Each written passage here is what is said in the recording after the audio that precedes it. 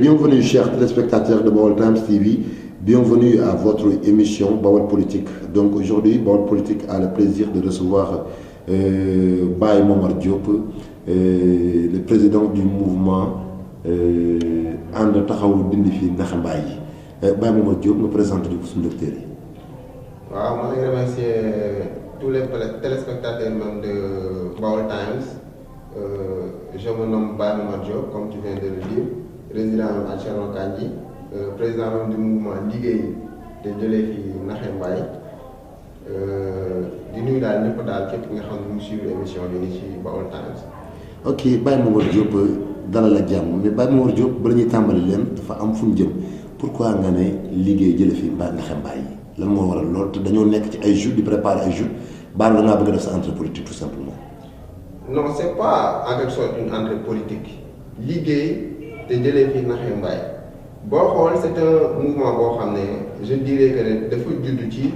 période du référendum bi wala même sax après les référendums si je me permets de le dire parce que li ma njëkk a déplorer c'est que ce que je ne pouvais pas concevoir le fait que le président Macky Sall en tant que président des 14 régions du Sénégal en tant que président de tous les Sénégalais mu neex une personne lambda X mu naqari une personne Y. Macky Sall c'est le président de tous les Sénégalais bu man mii di wax c'est mon président mais ce que je déplore c'est-à-dire le fait même que qu'on signe des pactes avec des localités pour avoir un oui au référendum man loolu laa njëkkoon a métti lu ba tax lii sama entrée ci politique bi ak wax di jëm ci li cadre bi nga xam ne dina suqali Diourbel bokku ci ndax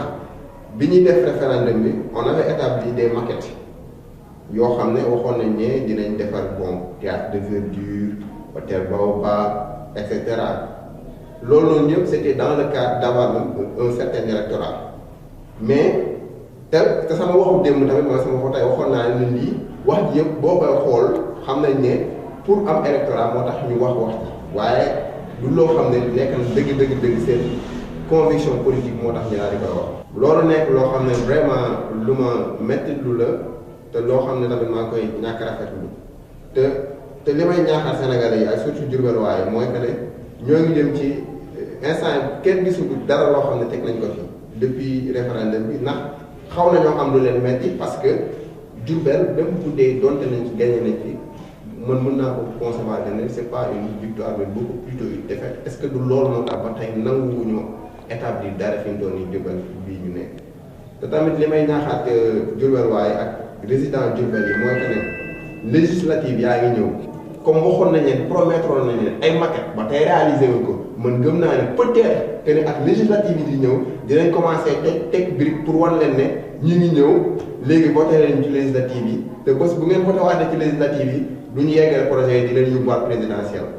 genre acte yooyu man laay déplorer mu nekk lu ma métti te loo xam ne tamit dama koy anticiper moo tax ma dugg nekk sama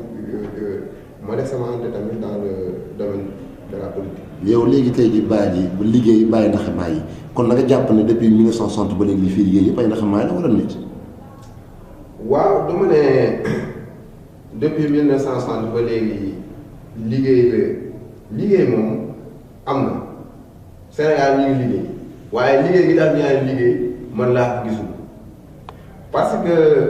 du ma fi nekk di def historique bu présidence fi joxe jaaree waaye am na ñoo xam ne sax ils ont établi quelque chose ici. waaw ñu ngi door a jël ci émission bi ñu leen fàttali ba léegi ñoo ngi nekk ak Baye Momar moom mi nga xamante ni mooy président mouvement bi nga xamante ne nii liggéey te bàyyi maanaam Naxe Mbaye Baye Momar temps yi kii di madame Aminata Tall di présidente du conseil économique social et environnemental ñëwoon na Diourbel def na fi sax ay mobilisation yu ngand yu am doole te yéen a bokk même koñ boo leen nekkoon ba gannaaw bi mu tuxoo moom dikk boobu nan nga ko jàngatee yow ban appréciation nga ci def. vraiment question bu ma neex na nag ndax Aminata Tall moom vraiment sama yaay la sama tata la nit ku baax la du politique ak lii du mës a taxaw may wax lu ñaaw ci lu moom ndax dama ko concevoir ni may xoolee sama yaay bi may jur man noonu laa xoolee Aminata Tall ndax yàgg na fii nii ci dëkk bi yan saa dama koy xool sax su ma xoolee ak ni mu yàggee maanaam ci politique dama xam kii vraiment suñu daam de fer ni mu lay résister boobu ba léegi di nekk ci nguur nga xam ne kon kii kongal la waaye li ku nekk sax di nga am sa yaay waaye am lu la metti ci sa yaay ak lu la naqari ci sa yaay la nga xam ne gisoo sa yaay war la kaa taxaw te taxawu la ko récemment elle était venue à Diourbel ñëw na fi def benn visite de courtoisie recevoir nit ñi mais man li ma gën a métti lu ci du ma ne sax ci Aminata Tall mais ci mbootaay ak personnes individuelles yi nga xam ne ñoo leen di dal mais toujours ñoom ñoo leen di wan que ne seen gëm-gëm ñoom lii la si ñoom parce que bu ñu nee Aminata Tall ñëw na Diourbel nga gis mbootaay yi commencé dajale jigéen ñi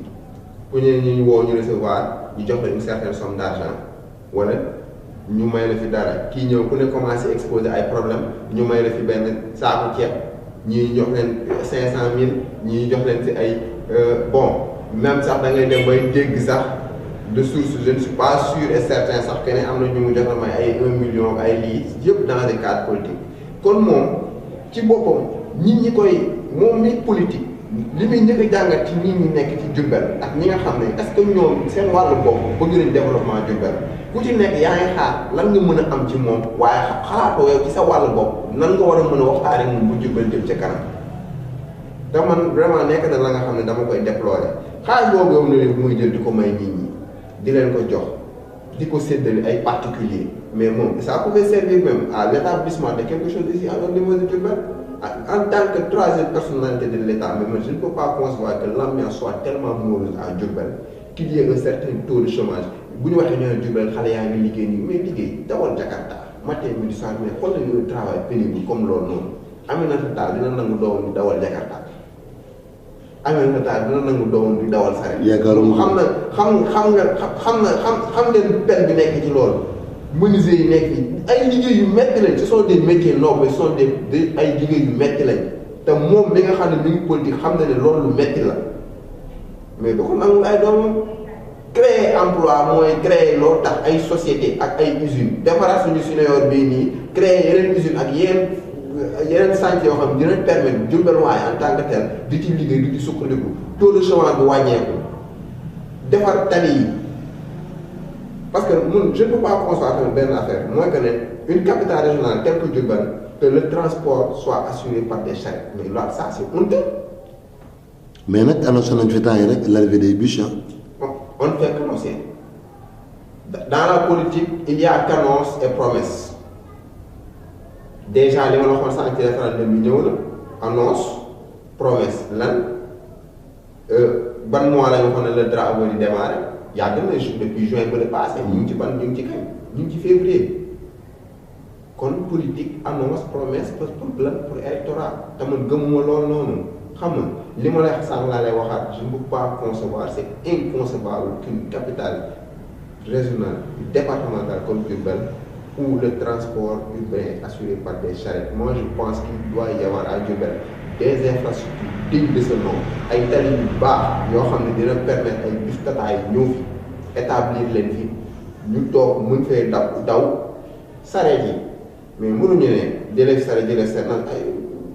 bu village yi doxoon ñu ci mel ni ay Paataan ay Ngoye ay ñeneen dëkk village yi dañ fi ñëw di dawal saret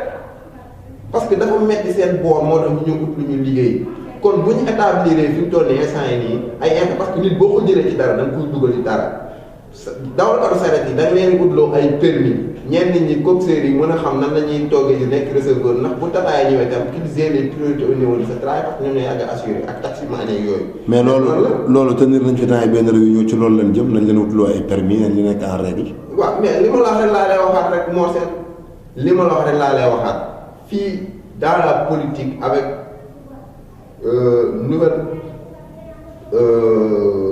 nouveau gouvernement bi ñu yor toujours annonce rek ak promesse surtout en ce qui va même dans la région de Diourbel parce que man sama localité laa xam xaw ma yeneen localité yi peut-être am na yeneen localité yi defar boo demee da ngay dégg ay nit ñu la Fatick ñu ngi koy def parce que lan la parce que président fa la dëkk feneen ñu ngi koy defar parce que diw fa mais lan moo tax ñi dëkk man li ma mën a ko ñu mën di ko wax mooy ñi dëkk biir Diourbel nekk ay autorité yàgg ci nguur gi waruñu dañoo war a dem bañ a nangu Diourbel di des ginnaaw dañoo war a liggéey Njaaréem dafa war a nekk dëkk ba nga xam ne capital boo xam ne ku fi ñëw am na ñi ñoo xam ne bu ñuy ñëw Diourbel man benn anecdote ma lañ nettali ma mosoo dugg benn bus di jóge Dakar ñëw Diourbel benn copain jënd ay mburu quoi daal nee na moom pour moom village la doon jëm quoi mais ma ne mais ça c'est honteux mais bi mu ñëwee bi sax au moins xool na xaw na kii sax xaw na rus sax quoi mais bu demee moom ba xalaat loolu mais parce que il se met dans sa tête que ne Diourbel village la Diourbel ba léegi nekk. loolu ñu ko mel noonu autorité la. moo njiitu dëkk bi njaay yi nga xamante ni ñoom la jiite ci dëkk bi ñu am ay poste ay ndombal tànk au niveau national fin liggéeyuñ. waaw moom foofu laay waxee moo tax mouvement bi may wax nii juddu liggéey kon loolu mooy ñoom dañoo war a liggéey bu ma nee liggéey kon moom mooy il faut travailler encore travailler toujours travailler parce que ici moom liggéey rek mooy tax nit jëriñu ku ñàkk jëriñu ni ko maam Cheikh Fall waxee loolu rek moo fi am liggéey kese fi am. mais léegi jëlee fi naxee mbaay mooy di liggéeyu te liggéeyoo mooy digaate naan naa la defal yow koy dimbali ma rek tegaat ma fi ndax boobu ba ma fi tegaatee dinaa mën a dindi fi lii def fi lii loolu laay waxee man naxee mbaay mais liggéey moom dafa war képp kuy doomu aan liggéey da laa war te képp ku ñu sanc ci dëkk bi dangaa war a liggéey man loolu laa gëm kon nañu liggéey suñu jaaree parce que ñun ñëpp ko bokk su ma koy wax nag dama koy wax dans l'intérêt commun parce que man mii ñii di wax je pouvais bel et bien amee na taal maa moo ma taxaloon ba ñu recevoir moom naa ñëw bëgg recevoir toog ne ko madame man de temps laa bëggoon ndax sama lii ndax ku ne ña nga ñëw di jooy lii laa bëgg lii laa bëgg mais def ma ko parce que tamit y a ce qu'on appelle la dignité humaine loolu bu ko nit desee am rek ba tey yow politique bi ngay bëgg dëgg nit ñi dañ naan yaa politicien ñun ñu ko yam mais ba tey man ko man nit ñëpp bokkuñu yam ñi ñëpp bokkuñu yam gëm-gëm yi bokkuñu te nit ñi yamuñu nañ leen bàyyi tamit di tënk ñëpp di leen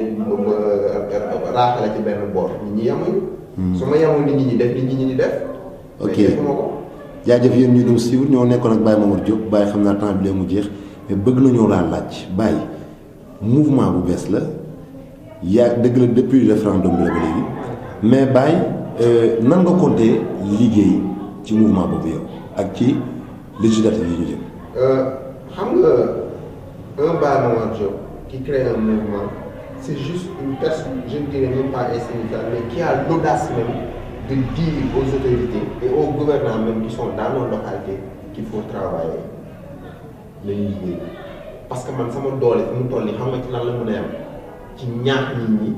wax ak autorité am audace boobu noonu parce que c'est pas permis à tout le monde de le faire te tamit du ñëpp am sañ-sañ bi wax nit ñi wala def lu mel nii mais dama leen ñaax te tamit ci lépp li nga xam ne man tey jii nii ba dégg ne sama kàttan mënoon na ko mu war cee mën a dimbali nit ñi man dinaa ko def parce que tamit nature humaine dafa am man li ma gëm mooy programme parce que képp ku fal ni programme nga ko falee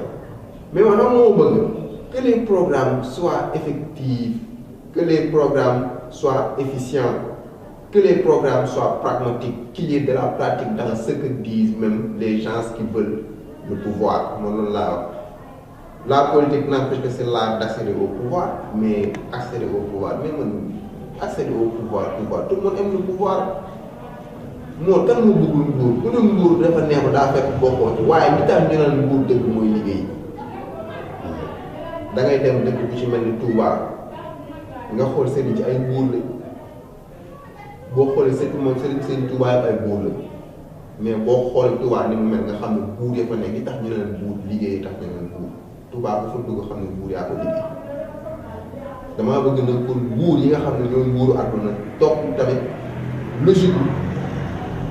nguur yooyu noonu nga xam ne ñoo dëddu àdduna sàkkantumaa nguur bu dëddu àdduna moo defar fii biir àdduna kon nguur bu nekk bëgg àdduna war ngaa mën a defar àdduna loolu dëgg la yaakaar naa ne ñuy suivre yëpp loolu moom wax ju leer nañ la mais Baye mënuñu fee jug ñoo ngi Diourbel am nañ maire bu bees maire résident ñu ko gars yi doon waxee muy Malick Fall et boobaa léegi ñu fi toogee yow ban appréciation nga gis ci moom ak ban ngay def. bon Malick Fall bon man je ne le connais pas assez hein. Je ne le connais pas assez, je n'ai pas l'habitude de le côtoyer, de discuter avec lui. Mais en tout cas, je pense que li ñuy tooñee rek mooy que ne ñun mën nañu folli waaye mënuñu fal. du ma ne Malick Fall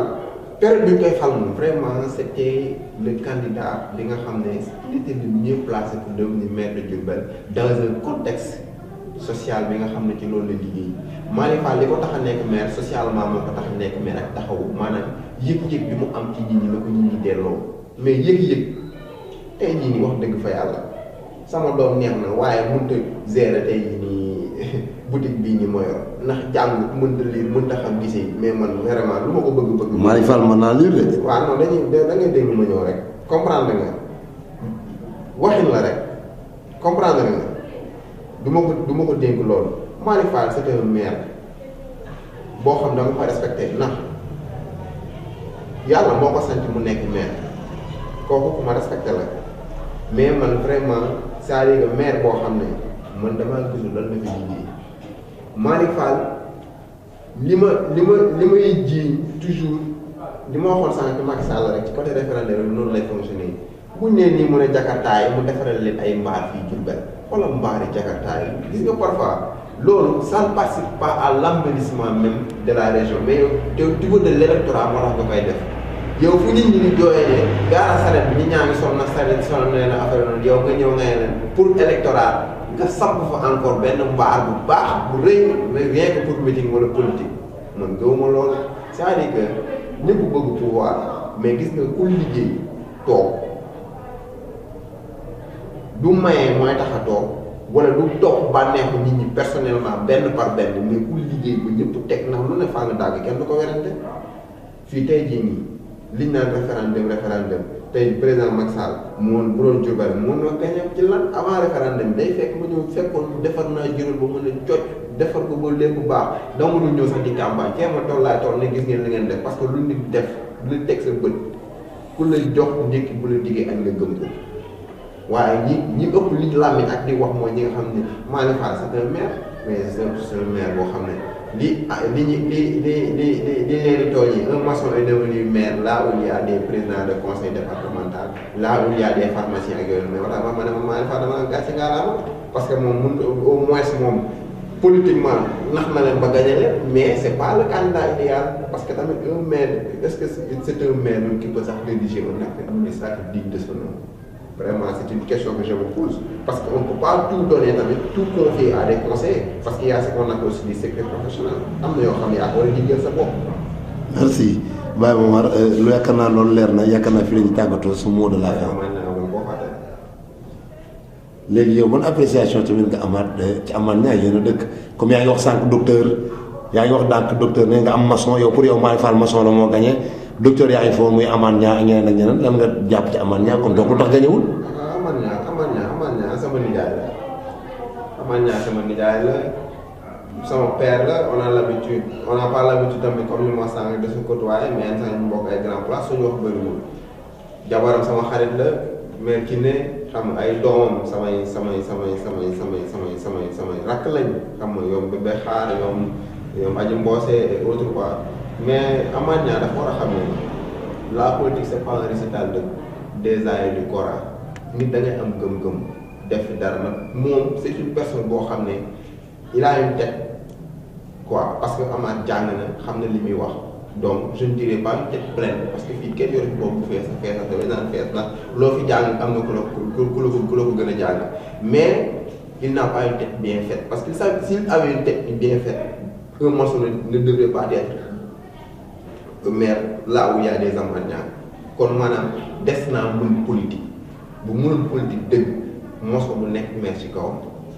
man foofu laay waxee tamit liggéey c'est une personne boo xam ne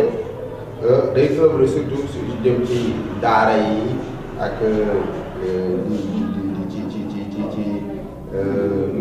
jàkka yeeg yooyu noonu vraiment personne sociale la mais daal ba tey mën politique am des na boole ci bon man je ne le trouve pas comme le candidat idéal pour des Diourbel waaw parce que politicien moom dafa am la nga xam ne moom bu ne yow murid nga murid du nay waaw te tamit am na lu ma neex ci moom mooy que ne politique pour moom du xaalis dëgg la mais quand on sensibilise des personnes quand on fait appel à des personnes boo woowee ay groupement ñëpp ñëw ba dagg seen yite fekk si la mais am na un minimum ba nga xam ne war na leen koo mën a voir loolu nag junj la rek moom il a l'habitude de nous faire part des aaya mais boo demee ci Al Imran troisième sourate même du Coran yàlla foofu wax na fa lu leer qul allahumma maalikal mulki tu'til mulka man tashaa wa tanzi'ul mulka man tashaa wa tu'izzu man tashaa wa tuzillu man tashaa. Je donne la royauté à qui je veux, quand je le veux, comme je le veux, sans demander compte à qui que ce soit. Amaat boo xamee loolu war na xam ne kon Malick Fall mi yàlla ko fi teel kon il ne devrait pas être un mauvais perdant mais il devrait beaucoup plus œuvrer dans le sens de ce qui va même à l'émergence bi ñu jëmbal man foofu laa koy gën a ñaaxee mu gën a liggéey gën a góorgóorlu gën a wan nit ñi li tax nit ñi gën ko wóolu parce que tamit nit kuy politique mënoo sax gagner localité bi nga nekk une toute petite localité ah mais qu'est-ce qu'il y a quelque chose qui manque donc